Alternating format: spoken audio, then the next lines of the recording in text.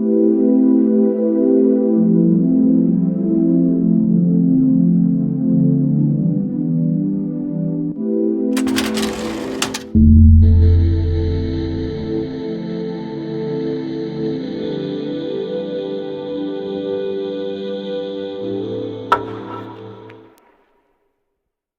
nombre es Alfredo Antonio Reyes García, soy residente de segundo año. Me coordina la doctora Perla Serene Rodríguez Partidas, médico adscrito del servicio de hospitalización. Al igual quiero agradecer al ingeniero Cortés por la asesoría en esta presentación. El artículo tiene por nombre Patrones diferenciales de la plasticidad cerebral funcional posterior al entrenamiento en la empatía y la compasión. Antonio Damasio mencionaba que nosotros somos seres sociales. ¿Esto qué significa? Que no necesariamente dependemos de nosotros mismos, sino también dependemos de los demás. Aquellos los mencionan que los más aptos, los mejores dotados en las supervivencias, son los animales sociales. ¿Esto qué implica? Que la sociabilidad se toma como un factor muy importante en la evolución de las especies porque favorece el bienestar tanto de la población como favorece esta evolución de las facultades intelectuales. La pregunta es, ¿qué es lo que hace que un individuo procure ayudar al otro cuando se encuentra en sufrimiento? ¿Qué mecanismos estarían involucrados en reconocer dicho sufrimiento? Sino algunas posturas mencionan que si realmente el ser humano es egoísta por naturaleza o es altruista. Para eso se preguntaron qué mecanismos venían involucrados en este dicho fenómeno, a lo que denominaron que hay un fenómeno que trata de reconocer cuando otra persona está en desventaja, está sufriendo y que pudiera generar una conducta de ayuda. Ese mecanismo primario de reconocimiento lo llamaron empatía. Empatía viene del griego empetia, que significa sinceridad o sentimiento. Esta palabra, bueno, fue un término utilizado a principios del siglo XX, primero de origen alemán, por Theodor Lipps, que mencionaba que era una imitación interna de lo que se está observando. Posteriormente, Titchener en 1920 lo mencionó como esta imitación física del malestar del otro, que evoca el mismo sentimiento en uno mismo. Pareciera que tendría que haber una respuesta física a lo que percibimos de otra persona. Posteriormente, Hogan en 1969 dijo, es la habilidad para comprender la situación del otro. Epstein dijo, es una emoción coherente a lo que está viviendo otra persona. Sin embargo, Davis dijo, no necesariamente tiene que haber una respuesta emocional. ¿Qué pasa si solo comprendemos lo que está sintiendo otra persona? A lo que él acuñó que la empatía es un constructo que involucra el proceso de ponerse en el lugar del otro y generar así respuestas tanto afectivas como no afectivas. Esto incluyó que él mencionara algunos aspectos importantes como la toma de perspectiva, es decir, la capacidad psicológica que tenemos las personas para comprender la situación del otro. La preocupación empática, que es esta respuesta emocional a lo que otra persona está viviendo. El malestar personal, estos sentimientos de ansiedad que pudiera generar cuando otra persona está sufriendo. Y la fantasía. Esto mencionaba porque nosotros tenemos esa capacidad de proyectarse de la realidad y evaluar realmente lo que pudiera generar alguna consecuencia de sus actos, no necesariamente en ese momento que la persona está viviendo eso. Por lo tanto, Batson mencionó que la empatía pudiera involucrar muchos procesos, tanto cognitivos como afectivos. Él mencionó como tomar contacto con el estado interno, sentir lo que otro siente, proyectarse, imaginar cómo piensa otra persona, sufrir ante la observación y un sentimiento, es decir, como que tuviera elementos afectivos y no afectivos. Entonces, ¿qué pasa? A lo largo de la historia ha habido una lucha como entre diferenciar realmente si la empatía es algo más cognitivo, es algo afectivo, si es necesario realmente tener ese sentimiento, vivir esa emoción para realmente poder comprender lo que la otra persona está sintiendo. Lo que mencionan muchos autores es de que esto va a depender muchísimo tanto de las habilidades que el niño vaya requiriendo, el ambiente cultural, su ambiente hormonal, Se sabe, por ejemplo, que las mujeres tienen mayor capacidad de ir en búsqueda de ayudar al otro, a diferencia de los niños. Esto va a implicar mucho cómo va a ir formando su sistema de creencias y su sistema de valores. Algo que está muy relacionado con la empatía es la moralidad, ¿no? La moralidad implica este conjunto de normas, creencias y costumbres que van a generar que una persona va a comportarse de cierta manera o va a evitar algunos comportamientos, esto para vivir en adecuada convivencia en una comunidad. Por lo tanto, desde un punto de vista integrador, la empatía pudiera tomarse que hay una perspectiva que menciona que va a haber un momento en que al observar a otra persona, ya sea si está feliz, si está triste, si está enojada, va a generar un sentimiento similar a lo que está sintiendo. ¿Esto por qué? Porque tenemos el sustrato neurobiológico para poder identificar dicha situación y además va a generar una capacidad cognitiva de poder reconocer dicha emoción y por lo tanto se menciona la postura que si tú al momento de identificarte con otra persona te genera sufrimiento, te pudiera conducir a una motivación ya tanto para erradicar el sufrimiento del otro como el de contigo mismo. Por eso alguna postura mencionaba que de cierta forma la empatía era un proceso egoísta. ¿Por qué? Porque realmente no es porque tú quieras ayudar al otro, sino porque quieres aliviar el malestar que genera en ti. En tanto, viéndolo de punto de vista integrador, nos podría llamar la atención que tanto tenemos una respuesta afectiva como una respuesta cognitiva, y ambas van de la mano. Algo que mencionaban era de que si una persona tiene la capacidad de reconocer alguna emoción o cómo se encuentra otra persona, va a tener esa empatía cognitiva de proyectar la realidad y evaluar tanto las consecuencias positivas como negativas de su comportamiento. ¿Esto qué va a generar? Que la empatía está muy relacionada con el comportamiento prosocial, es decir, con esa conducta de ayuda, independientemente si tengo una recompensa o no. ¿Por qué? Porque aquellas personas que son más empáticas van a ser menos agresivas. ¿Por qué? Porque van a evaluar las consecuencias de sus actos y van a generar de cierta forma un entendimiento más global y el contexto para poderse comportar. Para eso, la pregunta es si realmente nacemos altruistas, nacemos egoístas, cómo se va adquiriendo esto, se va perdiendo empatía, se va aprendiendo empatía, y la conducta de altruismo, ¿por qué algunos son más altruistas que otros? Para eso les voy a mostrar un video en el cual se hizo un comercial acerca del hambre, donde vamos a ver a dos niños. No, tú al otro lado, tú aquí. A ver, que te ayudo. Aquí, vamos a hacer unas fotos. Lo que pasa es que el fotógrafo se ha retrasado. Yo me voy a ir a buscar al fotógrafo y luego os hacemos las fotos. Mientras tanto vosotros podéis ir merendando, ¿vale?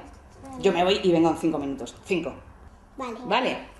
A ver, cuando yo me vaya, ¿eh? Contad hasta 3. 1, 2, 3.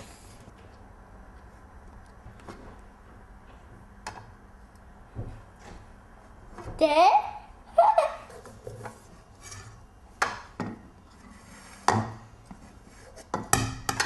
Ahora no.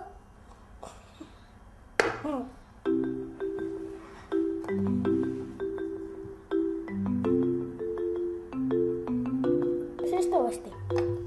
Este. Y vamos a hacer magia.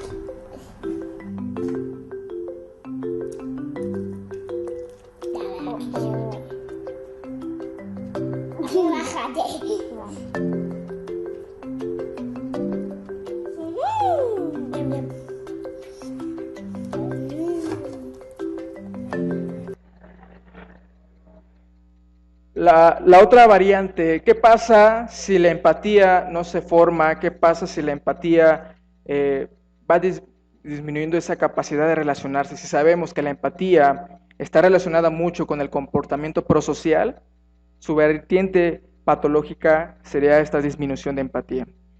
Dentro de las investigaciones se sabe que enfermedades psiquiátricas como la esquizofrenia tienen mucho sustrato neurológico para realmente disminuir esta capacidad de empatía, sobre todo cuando tienen el ajuste premórbido y síntomas negativos, anedonia, bullying, embotamiento afectivo.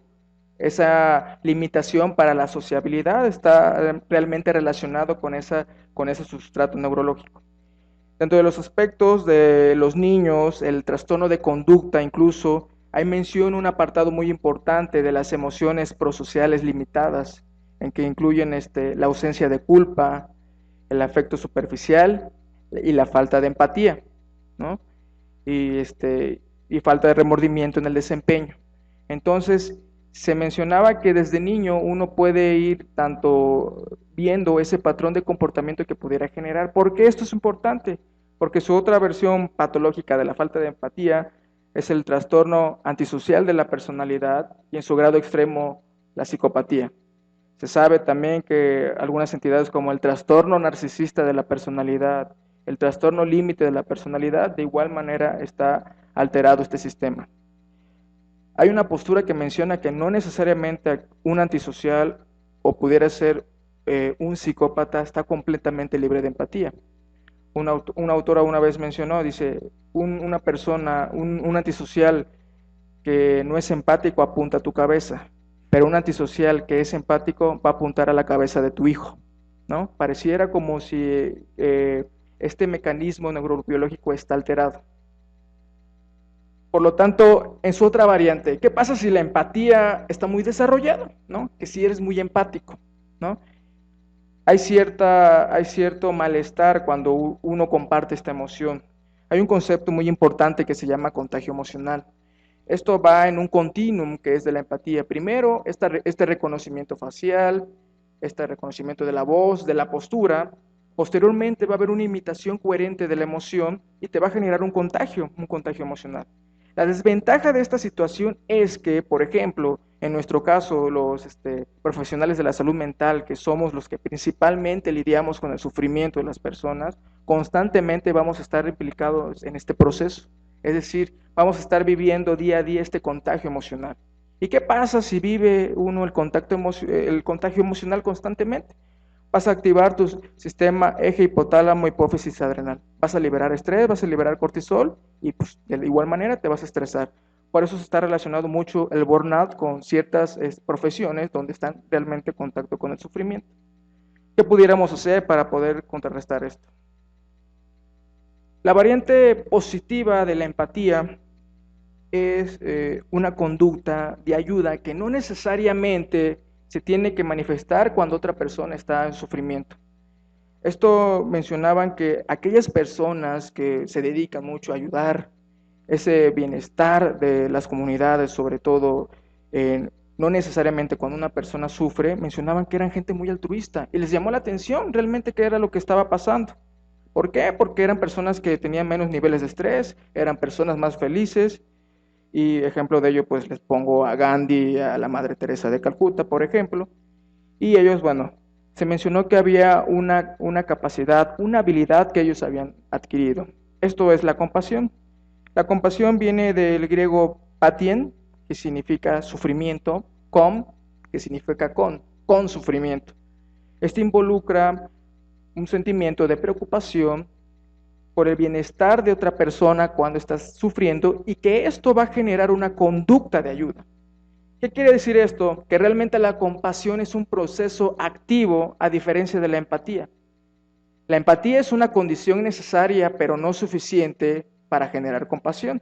Es decir, el hecho que yo vea sufriendo a otra persona y genere en mí sufrimiento no significa que que no va a generar en mí una conducta de ayuda. Me predispone, pero no necesariamente. Entonces la compasión va a generar de cierta manera este cultivo para poder estar en bienestar emocional, ayudar al prójimo y sobre todo lo proponen como una estrategia importante para la disminución social de la violencia, las guerras, entre otras. Se ha utilizado como estrategia sociopolítica. Para eso han habido muchas investigaciones de la compasión y sobre todo esto ha sido por los monjes budistas. Realmente ellos proponen que una de las mejores herramientas para combatir el sufrimiento es esta técnica: cultivar la compasión, cultivar el amor bondadoso. Para ellos, la compasión la definen como este deseo de erradicar el sufrimiento de los demás seres sintientes. ¿Qué implica esto? Ellos mencionan que no hay ningún ser humano y ningún ser vivo, incluso pueden mencionar, que se despierte en la mañana mencionando: quiero sufrir todo el día.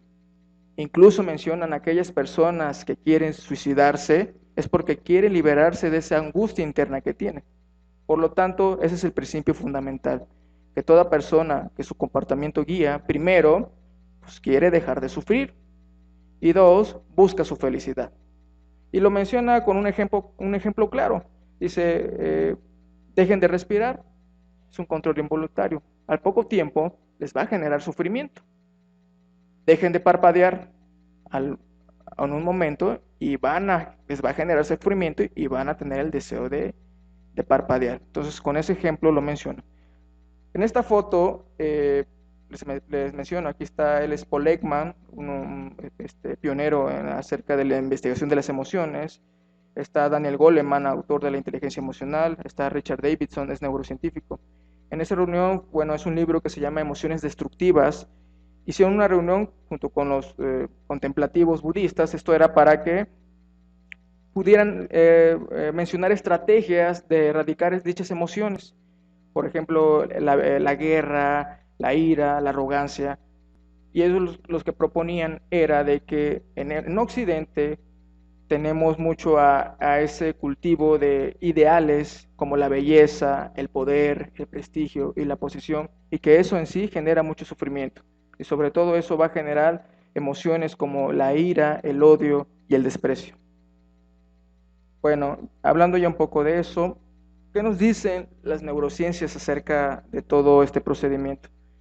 En 1996, un grupo de científicos en la Universidad de Parma, en Italia, Rizzolatti y colaboradores, descubrieron mientras hacían experimentos en el área F5 de los monos, es decir, esta área F5 es análoga al área de Broca en los humanos, y estaban haciendo experimentos acerca de cómo generar el potencial de acción. Eran neurofisiólogos. El mono agarraba un bananito y se activaba el potencial de acción.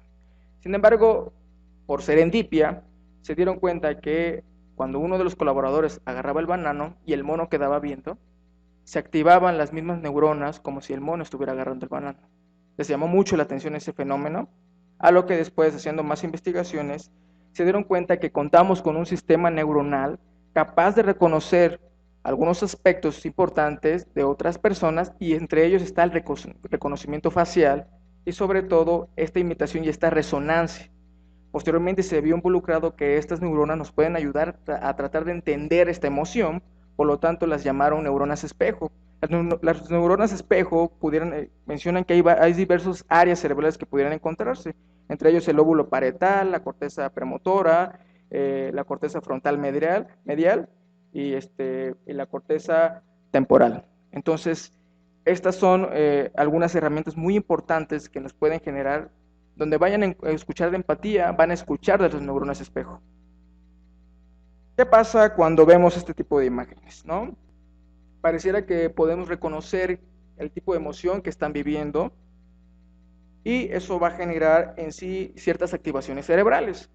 Para eso, ¿qué se sabe de la empatía? Bueno, se sabe primero acerca de las neuronas espejo. Además, hay áreas relacionadas en la corteza prefrontal, sobre todo en la parte dorso lateral, ventromedial, que pueden generar activaciones en dos áreas involucradas en la empatía. Uno es la corteza del cíngulo, esta área, y el lóbulo de la ínsula. La ínsula, bueno, está cubierta por el giro temporal, por el opérculo temporal y la circunvolución del cíngulo. ¿Qué significa esto?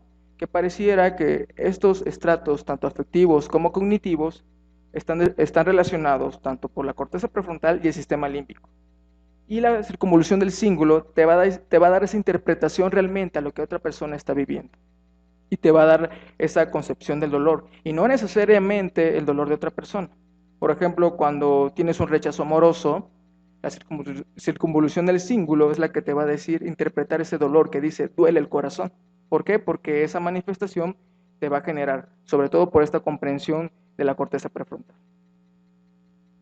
¿Qué pasa con la empatía cuando hay este contagio emocional? Como les mencionaba, el hecho de tener este reflejo de emociones puede despertar en ti el mismo sistema que la otra persona está sintiendo y va a generar que a través del hipotálamo pues, liberes hormona liberadora de corticotropina, adenohipófisis, hormona corticotropa, y esta se va a ir a las glándulas suprarrenales, donde van a ir a la médula, donde van a liberar mineralocorticoides, glucocorticoides. Incluso pueden activar el sistema nervioso autónomo. Mencionando un ejemplo, cuando tienes un paciente que de cierta forma viene un poco agresivo, va a generar en ti también agresividad. Y ese es su mecanismo de desarrollo. ¿Qué va a pasar? Y nos ha pasado a todos, ¿no? También te genera esa ira, ese enojo, y se está activando el mismo sistema que la otra paciente tiene. ¿Qué pasa si constantemente este sistema se va activando? Es uno de los postulados que mencionan y explican el burnout. Por lo tanto, se activa el eje del estrés. Y a la larga el estrés tiene implicaciones tanto en la disminución del hipocampo y en la respuesta emocional. ¿Qué pasa si vemos estas imágenes? Pareciera que no necesariamente reconocemos esta expresión emocional, facial, sino te genera cierto malestar como para hacer algo, ¿no? Entonces, se menciona que la compasión, aparte de la empatía, tiene áreas relacionadas con la corteza orbitofrontal. La única área que se ha visto relacionada con la empatía es la circunvolución del cíngulo, pero además, aquí hay algo muy interesante, se van a activar los ganglios basales. Los ganglios basales están implicados en este movimiento y sobre todo con el sistema de recompensa y sobre todo con unas áreas dopaminérgicas. La dopamina está relacionada con la felicidad. ¿Qué quiere decir? Que el hecho de que yo vea estas imágenes y genere una conducta de ayuda, me va a producir cierto bienestar. Y además, no solamente el sustrato neurológico es importante, se sabe que la oxitocina está muy relacionada con la hormona del cuidado, la maternidad y sobre todo con las relaciones afectivas importantes. ¿Por qué hablar del sistema de recompensa? Porque se ha visto que en personas que son muy altruistas, este sistema se está activando continuamente. Desde la corteza prefrontal, se puede llevar a la amígdala, al área tegmental ventral, al núcleo accumbens, y va a generar la misma sensación de bienestar, de placer, al querer ayudar al otro. Por eso se mencionaba que este tipo de entrenamiento en la compasión, a diferencia de este contagio emocional que activa el estrés, disminuye y apaga dicha situación. ¿Por qué? Porque está involucrada la dopamina. La perspectiva es esta. Realmente entrenar en empatía a personas agresivas, violentas, ¿pudiera ayudar de alguna manera? Según este artículo mencionaba que lo importante es identificar a temprana edad cuando un niño tenga conductas que van a generar cierta malestar en su grupo, en la sociedad, o que generen conductas que uno pudiera identificar. ¿Por qué? Porque el sustrato neurológico se va formando cuando llegan a la edad adulta, va a ser poco probable o nula respuesta a que un antisocial o un psicópata realmente responda al entrenamiento de empatía y compasión. Por lo tanto, esto de entrenamiento de empatía o compasión puede ser muy limitado. ¿Qué se ha visto en algunos artículos? Por ejemplo, en este artículo del Hospital de Massachusetts, se entrenaron, ¿no?, a médicos, se entrenaron en empatía, ¿no? ¿Y qué pasó? Efectivamente, el entrenamiento de empatía mostró mayor capacidad para descifrar expresiones faciales. Y lo que decían que los pacientes calificaron a estos médicos como más empáticos, ¿no? Pareciera que sí sirvió el entrenamiento en empatía. Pero ¿qué pasa si tenemos mucha empatía? Fíjese este artículo. Este artículo es muy interesante porque menciona las facetas de la empatía y sobre todo lo relacionan con este estrés emocional dependiendo de las especialidades médicas. Y los dividieron entre, bueno, en una de las escalas que quienes tenían más alto desgaste emocional, medio desgaste o bajo desgaste. Y fíjense muy bien, en primer lugar están los urgenciólogos, ¿no? Según ese estudio. Siguieron los oncólogos, los pediatras, y miren, aquí estamos nosotros, los psiquiatras, con alto desgaste emocional. Están luego los cirujanos, los traumatólogos. Como medio, medicina interna, gastro, geriatría, entre otros. Aunque a veces subestimen un poco nuestra especialidad, pues no, también realmente nosotros nos estresamos. Y esta gráfica es muy importante, fíjense muy bien. La percepción del dolor, la intensidad. En la gráfica más oscura son médicos de poca experiencia, a diferencia de los de mayor experiencia. Hay una disminución significativa acerca de la percepción del dolor. ¿Qué significa esto? Que pudieran estar elaborando estrategias para inhibir este estrés, esta percepción por el mismo contagio emocional que han estado sintiendo. ¿Qué pasa con un urgenciólogo, un oncólogo? Muchos pacientes se quejan de ellos, ¿no? Que son muy fríos. Pudiera ser porque inhiben ese mecanismo para no tener esa resonancia afectiva. Pero ¿qué pasa nosotros como psiquiatras? No podemos darnos ese lujo, ¿no? Porque contrariamente la empatía es una herramienta necesaria para nuestra profesión. ¿Qué se ha hecho aquí en el instituto? En el instituto, bueno, se hizo un estudio donde se siguió a residentes durante 3 años, del R1 al R3, y bueno, se mostró que sí tenían la capacidad para el reconocimiento facial, ¿no? Tenemos felicidad, tristeza, miedo, sorpresa, angustia, disgusto y neutral. Hablando con el doctor Arango, me dijo, mira, lo importante de este estudio es de que la mayoría de los residentes pues son arriba del promedio del reconocimiento facial. Ellos estaban viendo los estilos de apego y algunos síntomas psicológicos relacionados. Tuvieron otras escalas. Aquí lo importante es de que a partir del R1, algunos, por ejemplo, en la felicidad, se mantuvo, ¿no? Disminuyó un poquito en el R2, por ejemplo, en el miedo en el R2 aumentó un poquito, disminuyó en el R3, la sorpresa, ¿no? Pero pareciera, ¿no? Como esa tendencia, pero bueno, es muy importante para ir viendo dicha situación, dicho fenómeno. ¿Qué se ha hecho en México? En México se han hecho estudios de la compasión. Este libro me lo recomendó el doctor Arango y se llama Retratos del Cerebro Compasivo, es del doctor Mercadillo. Él está en la Facultad de Ciencias Biomédicas, allá en la UNAM.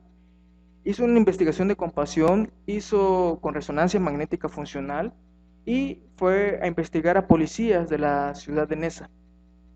Él hizo varias relaciones entre la etnografía, policías hombres y mujeres. Esto mencionaba por qué, porque los policías tienen mucho esa conducta de ayuda y les genera cierto bienestar.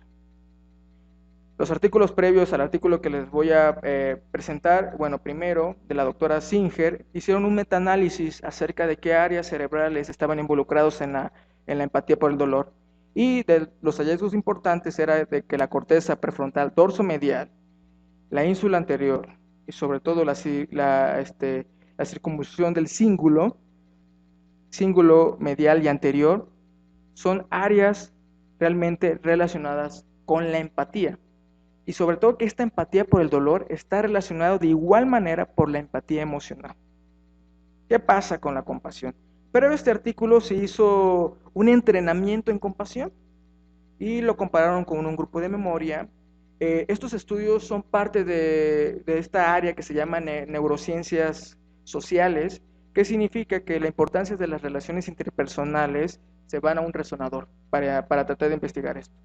Les mostraron videos de bajo contenido afectivo y de alto contenido afectivo y se dieron cuenta que el afecto positivo, es decir, el bienestar, la capacidad de querer ayudar o sentimientos que te generan cierto placer están disminuidos en estos videos. ¿Qué pasa con el afecto negativo? Al mostrar estos videos, miren la diferencia dentro de los alto contenido afectivo y de bajo contenido afectivo. Las imágenes más o menos que les presenté al principio en la compasión eran más o menos estos videos que les presentaba. Y la empatía, ¿no? Pareciera cuando percibimos el sufrimiento, la empatía puede generarse más. Y se compararon con algún experto para darle validez. Por ejemplo, qué áreas estuvieran relacionadas. Este es un experto, fueron meditadores, monjes budistas que tuvieron más de 30 años en la meditación contra los grupos que fueron entrenados, que no tenían nada que ver con eso. Y de igual manera, pues se vieron que en la compasión se habían áreas activadas corteza orbitofrontal medial, el área tegmental ventral, el putamen, parte del cuerpo estriado, y el globo pálido derecho. Entonces, se hicieron esta pregunta: ¿qué pasa si a las mismas personas las entrenamos en empatía y luego en compasión? ¿Pudieran ver relación entre dichas situaciones? Para eso es este artículo, donde se mencionan las diferencias de los patrones de plasticidad cerebral funcional posterior al entrenamiento de la empatía y la compasión. Se publicó en la revista Social Cognitive and Affective Neuroscience. El año de publicación fue en junio del 2014, factor de impacto de 2.42. Los autores fue la doctora Claire McKee, Susan Leiber, Matthew Ricard. Matthew Ricard es el monje budista que les mencioné al principio, y Tania Singer. La justificación era esta, que nuestra capacidad para entender la empatía y los sentimientos de los demás es crucial para las interacciones sociales. Vivir el sufrimiento de los demás, compartir el intenso dolor, sin embargo, te puede generar sufrimiento empático y disminución de las conductas altruistas. Estrategias como la compasión pudieran contrarrestar dicho efecto negativo. Esta es la propuesta. Perdón. No sé. Perdón. El diseño del estudio se trata de un diseño experimental aleatorizado mixto entre dos grupos en 3 medidas repetidas. Según la clasificación de Feinstein, es una intervención experimental. Según el tiempo de estudio, es longitudinal. Según la secuencia temporal, es proyectivo. Búsqueda de causalidad analítico y explicativo. Función de la variable independiente, comparación de dos grupos, y de la dependiente de medidas repetidas. Como fue un mismo grupo, fueron homodémicos. La hipótesis era que si el entrenamiento de empatía pudiera incrementar al mismo tiempo la empatía y el sufrimiento empático, y a su vez el afecto negativo. Cuando se es testigo del sufrimiento de los otros, se asume que el entrenamiento en empatía induce plasticidad en la ínsula anterior y en la corteza anterior media del cíngulo. La otra hipótesis era que el entrenamiento en compasión pudiera reforzar el afecto positivo e inducir plasticidad específica en otras áreas que incluyen la corteza orbitofrontal, sustancia nigra del área tegmental ventral y el cuerpo estriado. ¿Qué utilizaron? Bueno, utilizaron mujeres mayores de 18 años. Los criterios de inclusión era una escala menor de 60 de Alexis Timea de Toronto, puntuación del inventario de Beck menor de 18, ninguna contraindicación para la resonancia magnética funcional y que no tuvieran una comorbilidad psiquiátrica. Se les aplicó el esquí. Teniendo esa base, pues se realizó el estudio donde se reclutaron a mujeres, a dos grupos, uno con una N de 28 y una N de 25. Posteriormente se hicieron 3 medidas: el preentrenamiento, posterior a un entrenamiento 1 y posterior a un entrenamiento 2. Estos grupos se dividieron en el grupo del afecto. El grupo del afecto consistía que se iban a entrenar en empatía y posteriormente ese mismo grupo se iba a entrenar en compasión. Y el grupo control era un grupo de memoria. ¿Qué quiere decir esto? Que tenían que entrenarse también en una habilidad cognitiva. En vez de entrenarse en empatía y compasión, ellos se entrenaron en memoria. A cada medida se les mostraba videos tanto de alto contenido afectivo como de bajo contenido afectivo. Los de alto contenido afectivo significaban imágenes que mostraban a gente sufriendo un desastre natural o alguna enfermedad, y los videos de bajo contenido afectivo eran situaciones de la vida cotidiana.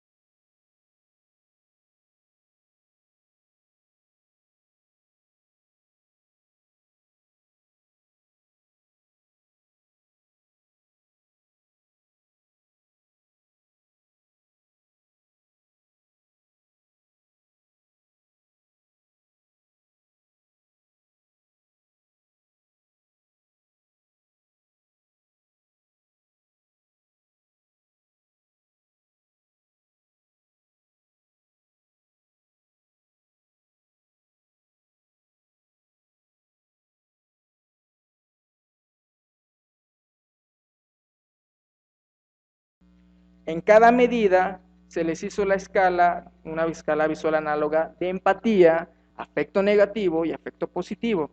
Afecto negativo como este malestar que presenciaban al ver las imágenes, afecto positivo como esa capacidad que uno genera para poder realizar alguna conducta de ayuda, y la empatía, esta capacidad de poder reconocer y como ponerse en contacto con esa fotografía. Además, se les hizo resonancia magnética funcional y se les hizo una tarea de memoria. Esto es para realmente verificar si el grupo de memoria estuviera aprendiendo dicha actividad.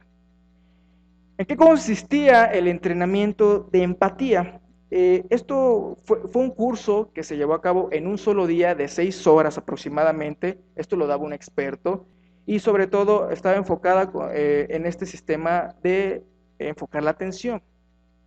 No necesariamente tenían que meditar, pero tenían que traer a ellos estas evocaciones de algunos recuerdos desagradables, tanto de su infancia, y generar esa resonancia, únicamente ponerse en contacto con ellos mismos. Posteriormente lo hicieron con familiares, hicieron este ejercicio, utilizaron la imaginería, con familiares, con sus enemigos, con alguna mascota y con otros seres sintientes. Eso era únicamente el reconocimiento empático. Y aquí les muestro una imagen donde están en el resonador, les ponen estas imágenes, les ponen los videos y ahí van generando, iban intercalando entre imágenes neutras. ¿Qué pasa con el entrenamiento en la compasión? En el entrenamiento de la compasión, a diferencia de la empatía, mencionaba que tendrían que estimular este lenguaje interno. La máxima era de que toda persona, todo ser vivo, tiene el deseo tanto de dejar de sufrir como de ser feliz, independientemente de la conducta que esté generando. Es decir, si una persona llega agresiva, si una persona te genera cierto malestar, tener esta metacognición de realmente ir más allá, no únicamente a la emoción que percibes, y sobre todo cultivarte en ese lenguaje interno de decir que tanto esa persona como tú mismo tiene el deseo de ser feliz o aliviar su sufrimiento, te genera esa sensación de compasión. Y aquí les muestro esta gráfica donde fueron entrenados primero en uno mismo, enfocándose en imágenes de recuerdos angustiosos, seres queridos, personas neutras, desconocidos, enemigos, la humanidad entera y los seres sintientes. Fue un entrenamiento igual de un día, de 6 horas, tanto en empatía y compasión. El mismo grupo del afecto se entrenó en empatía y otro día se entrenó en compasión. El método de memoria, este es un ejemplo de los videos, no es el original, afirmo, pero más o menos. Les pasaban los videos, obviamente con menor velocidad, y ellos iban calificando, sobre todo en desastres naturales, ver gente sufriendo. Y iban primero en empatía, les preguntaban qué tanto se reflejaban con ellos en la emoción, y posteriormente este entrenamiento en compasión, ¿no? Y ellos generaban tanto una escala de afecto positivo, afecto negativo, y estaban viendo en el resonador. Entonces, se alternaban con imágenes neutras, y eran diferentes en cada medida. Esto era para que no se adaptaran al mismo tipo de video. El análisis estadístico, bueno, se utilizó para las puntuaciones subjetivas de empatía, afecto positivo y negativo, así como los resultados de tarea de memoria fueron analizados en ANOVA de medidas repetidas. Estos análisis fueron seguidos en pruebas TED-Student entre grupos de cada tiempo, dado las interacciones que fueron significativas.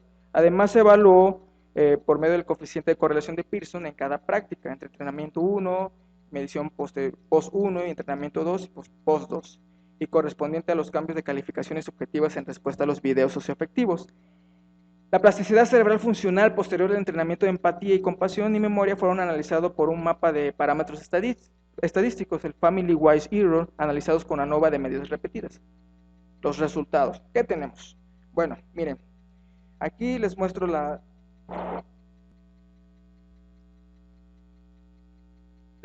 gráficas primero. Tenemos el preentrenamiento, es decir, antes de recibir el entrenamiento.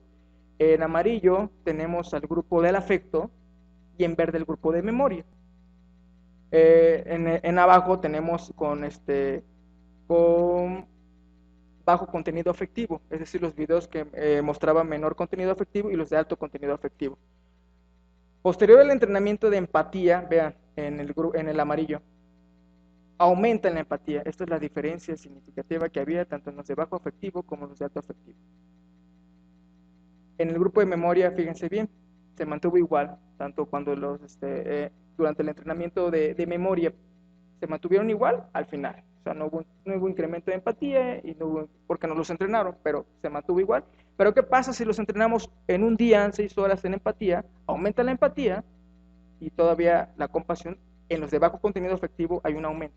¿Qué pasa en la empatía con la compasión? Hay una tendencia a la baja.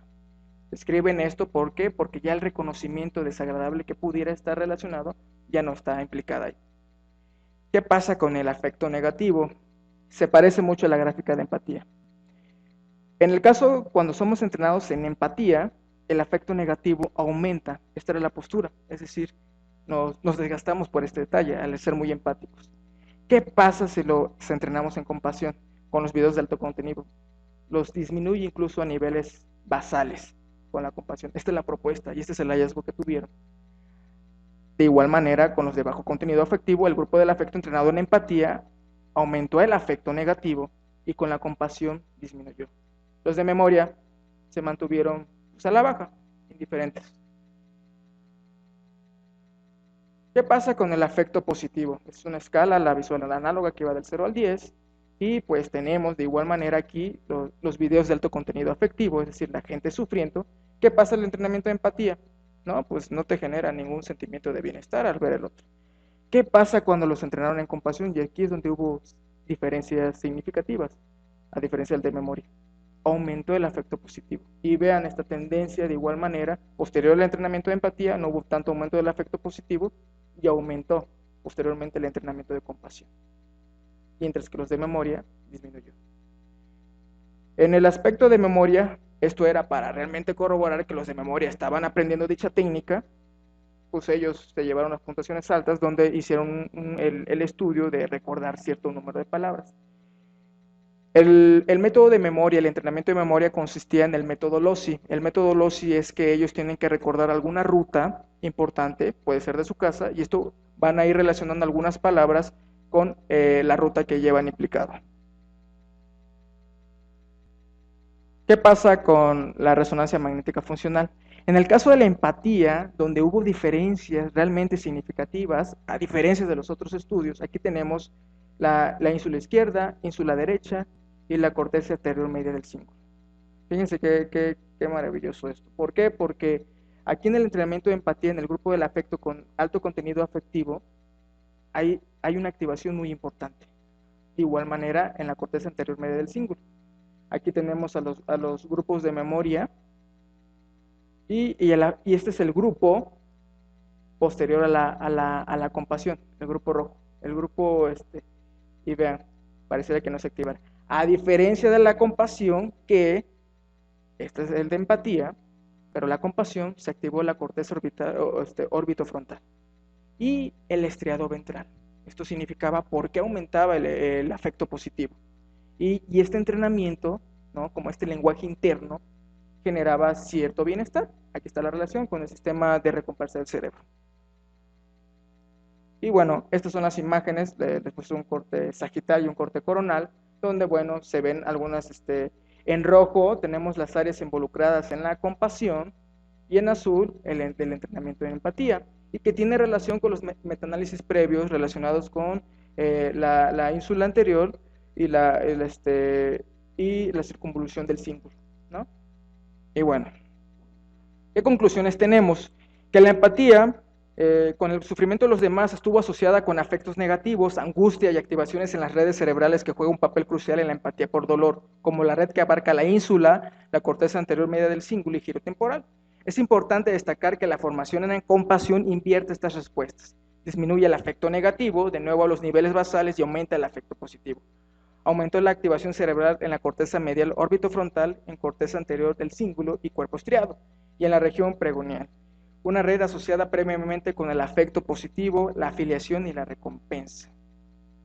¿Qué limitaciones? Bueno, el entrenamiento a corto plazo y el corto seguimiento, la duración del estudio. ¿Esto qué significa? Que no se sabe si ese entrenamiento corto posteriormente pudiera generar las mismas consecuencias o se perdieran. Y además fue una compasión más un poco cognitiva. ¿Qué quiere decir? Que realmente no se evaluó el comportamiento de la compasión. Y además fue un grupo hecho mujeres, entonces se sugiere replicar en hombres. ¿Cuáles son las fortalezas? Las fortalezas de este tipo de estudio es ¿por qué? Porque esta parte de la neurociencia social, estos fenómenos mentales involucrados en las relaciones interpersonales, se están llevando a resonadores magnéticos. Las relaciones entre factores biológicos y la experiencia subjetiva que manifiestan el comportamiento humano. Y un entrenamiento interior que se verá reflejada en la calidad de la experiencia. ¿Qué quiere decir? Que somos influidos por las circunstancias, pero no estamos determinados por ellas. El hecho de haberse entrenado en compasión, por ejemplo, invierte dicho efecto. Esto manifiesta que tenemos cierto grado de control interno que pudiera generar un cambio en la calidad de la experiencia. Muchas gracias.